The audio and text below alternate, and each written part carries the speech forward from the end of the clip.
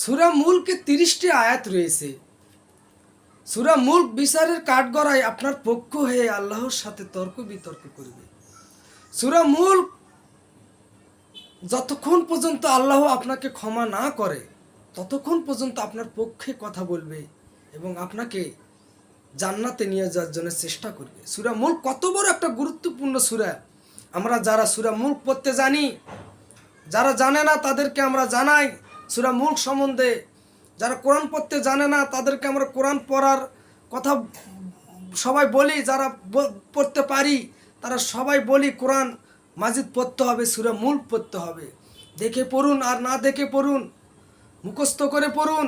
সূরা মুলক পড়লে কবরের আযাব হয় না, কবরের সওয়াল জবাব সূরা মুলক দিয়ে দেয়।